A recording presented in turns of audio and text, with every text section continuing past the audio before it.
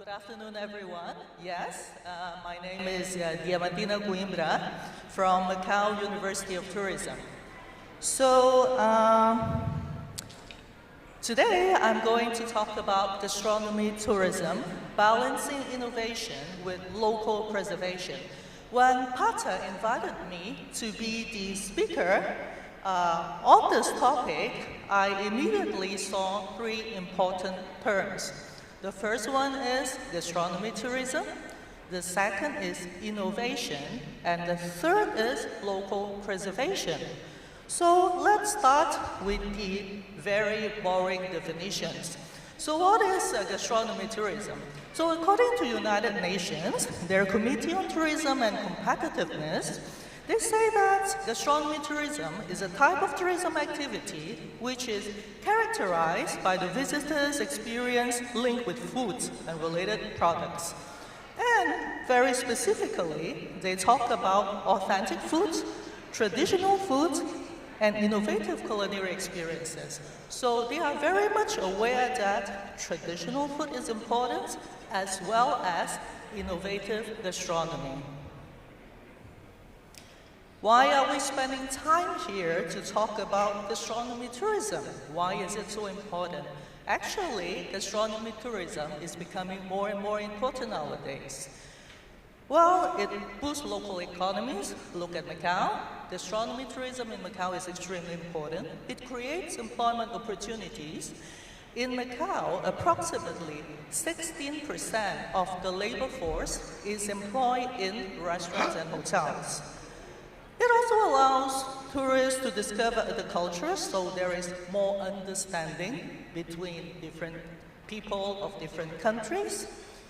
It creates a destination's brand identity. As you all are aware, nowadays, cities are becoming more and more identical. So if you do not stand right in front of a very old monument, you may not even know where you are. So if you have a special product that can only be found in your place, then you are a little bit different compared to the other cities. And at the end, people say that it helps safeguard and promote traditional recipes, cooking techniques, and culinary rituals. So we will see the case of Macau a little bit later. So first of all, boring definitions again. So what is traditional food? There are many definitions. According to Bertozzi, traditional food is a representation of a group. It belongs to a defined space and is part of a culture. While European Union also gave their opinion in 2006, they say traditional means proven usage in the community market for a time period showing transmission between generations. So two more boring definitions. So Jordana adds link to a territory to it. So it has to be confined in a certain space, has to be part of a set of traditions. And then Guerrero also added something more. He added associated with specific celebrations and or seasons. So let's take a look at the case of Macau. So as you must be aware of, Macau is a city of gastronomy. So we were enlisted on UNESCO Creative City of Gastronomy in 2017. So if you go to the UNESCO website, to the City of Gastronomy webpage, and particularly in the part where it talks about Macau, you will see the following. As a creative city of gastronomy, Macau envisages creating a Macanese gastronomy database in order to set standards for Macanese cuisine, generating wider awareness and contributing towards the sustainability of the culture and culinary identity of Macau. Here I see a lot of keywords. One of the keywords is Macanese gastronomy. So it means that the traditional gastronomy identified for the city of Macau is Macanese gastronomy. And this is something that we have to protect because it says we have to contribute towards the sustainability of this culture. And we have to promote it, we have to generate wider awareness. So this is what the webpage says. So what is Macanese cuisine? So the ones who were born in Macau may know. I'm sure that maybe some of you who are first-time visitors to Macau may not know. Macanese cuisine, actually, very simply speaking, is developed by the Macanese people. So, and in the past, it was only prepared and served at home. Recipes were passed down through generations and kept within the families. So they were like secrets, little secrets of the Macanese families. Who are the Macanese people? Are Macanese people everyone who was born in Macau? Well, nowadays maybe some people may say this definition is correct, but I'm talking about the more strict definition of the term. Macanese are Eurasians, offspring of Portuguese seafarers, and women from countries like Africa, different Southeast Asian countries, India, etc., and settled in Macau since the 16th century. Why is that so? Why so funny? So we are in Macau, in Asia. Why Portuguese people mixed together with African, Indian, and Southeast Asian women? For that, to understand that, you have to learn a little bit of Portuguese history. Because starting from the 15th century, Portuguese people started with their maritime discoveries. At the beginning, they only wanted to discover the sea route to India because there was a lot of trade of spice, and it was a very lucrative trade. So they also wanted, but it was very difficult for them to go by land because it was all controlled by the Muslims. So they wanted to discover the sea route to India. So they started from the southern part of Portugal. Actually, Portugal is also located in the southern part of Europe. They went down, and then they discovered many different African places. And then in 1488, they reached the Cape of Good Hope. After reaching the Cape of Good Hope, they made a decision. They made a decision to move to the east. After moving to the east, after some time, they discovered India. So they were successful in what they wanted to do.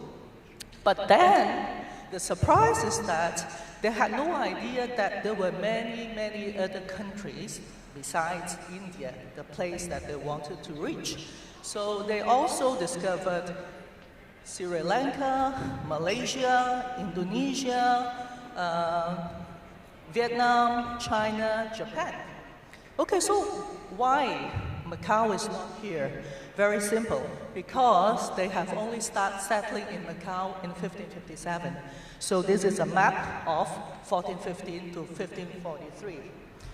So when they decided to settle in Macau, they brought their families. Some of the Portuguese were original, traditional Portuguese people from Portugal, but they also brought their families from the settlements of Africa, Malacca, etc., etc. So the first Macanese people had mixed blood. So it's multicultural people. So depending on the mix and on your genes, some may look more Asian, some may look more European, some have fair skin, some have dark skin. And by the way, one of them is my father. And actually the dishes have the same characteristics. Some of the dishes are very Asian, look like Chinese food. Some of them are very African, some of them are like Indian, very spicy, some of them are very Portuguese.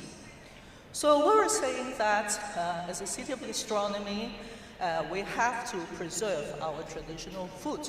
So now I'm going to tell you a little bit what the government has been doing in regards to the protection of this Macanese cuisine. So as I have said earlier, on the webpage of UNESCO, we have promised to set up a database of books and publications so people may learn how to make Macanese food, and the old recipes can be kept for the next generations.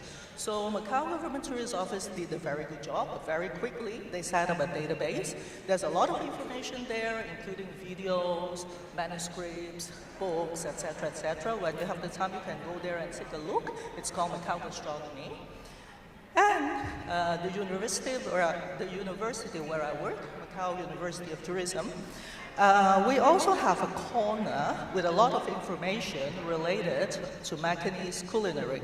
So there is a database with virtual material. If you want to take a look at the physical material, you can come to our library. We also have copies of theses prepared by doctoral students and master students. But not everyone going to the university will go to the library. And we have a restaurant, and we have a lot of customers.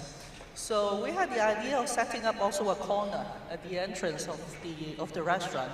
So people who come to the restaurant to eat in there, if they have a minute or two, they can learn a little bit about the culture before trying the meals. And our own chefs also make use of this valuable material, because a lot of them are manuscripts written by grandmas and passed down from generations to generations. Our chefs study those books and those handwritten recipes. And then what we do, we apply them in our restaurant. How? So we have a retail corner. Currently, we are selling items which have disappeared from Macao for a few decades already. For example, the traditional Macanese shrimp paste used to make different kind of dishes. Fig syrup, winter melon jam, now they're available in the retail corner of our restaurant. Of course, we also serve Macanese dishes.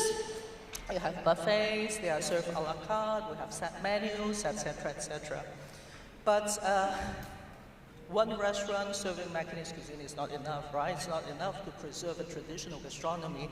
So we open courses and we work together with our partners.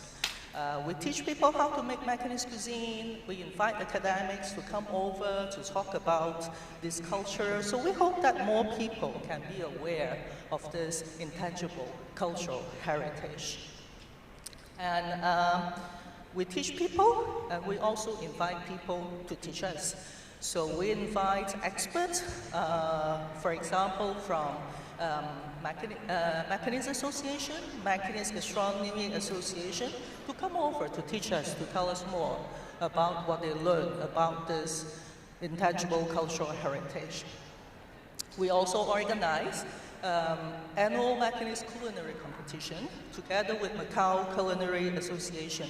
It's actually divided into two parts. One part is for students, the other part is for chefs. And we require chefs to introduce some innovations to the dishes. So I'm going to talk a little bit more about innovations a little bit later. And we realized when we started to do this protection work, we realized that there are ingredients which are very difficult to find in Macau. And if we want to order from different countries, then it might not be very sustainable. So we started to grow plants in our own aerial garden. We have a small space, so we started to plant, for example, I have here two examples. We started to plant papaya trees, not because we don't have papayas in Macau, but we don't have papaya flowers. So we also started to plant fig trees, not because we don't have figs in Macau, but we don't have fig tree leaves. We need that to make the syrup. So we started to grow ourselves. So what I was talking about is all about preservation of our local heritage. So what about innovation? How do we do innovation and what innovation is about? So according to Guerrero et al., innovation is the adding of a new or unusual ingredient to a dish, or new combinations of the products, or using different processing systems, or use different packaging, etc., etc. But according to most of the studies, and I'm sure you all agree, food innovation is usually very slow moving by nature. Why? Because we like traditions, right? We have our own culture, we have our traditions, we like to eat what our grandma used to cook for us. We do not like innovation in food a lot. We like to preserve. And there is no urgency in innovating food. It's not like electronics, automobiles, or financial services. But in general, acceptance depends on the innovation itself. when we are not making huge steps, when we are only making small changes, then usually there is a very high chance that people may accept it. So how to do it? So I would suggest that if you want to innovate traditional food, not just for Macanese gastronomy, you need to learn about the core essence of that traditional gastronomy. And then you incorporate new elements. You don't change it totally, you just incorporate new things. So we have to keep and respect the authenticity of the traditional dishes and enhance it and replace it. And enhance it and make it better and not replacing it with other ingredients. How to do it? Make it easier. So you can, first of all, you need to learn the history, the ingredients, the characteristics. You identify the key elements, and then you add something else. What can you add? You can add something to enhance the flavors. You can use a different presentation, or you can enhance our overall dining experience. You can incorporate elements from other cuisines, for example, maybe one small piece of an element of other cuisines. Incorporate modern ingredients that did not exist in the past. Use new cooking methods like sous vide, because 400 years ago, for example, I'm sure there was no sous vide, so it's something new. So why not using that method and make meat more tender? And also, you can utilize technology to enhance the dining experience, telling stories to the people about this culture. So what have we been doing?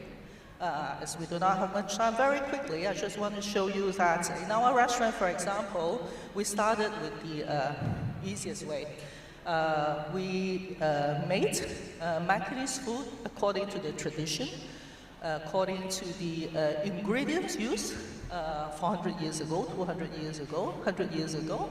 The cooking method is exactly the same, but we present it in a nice way, so they are more appealing to the younger generation. We also try to use new ingredients, like for example, we have a dish called minty, very popular in Macao, which is made of usually beef or pork.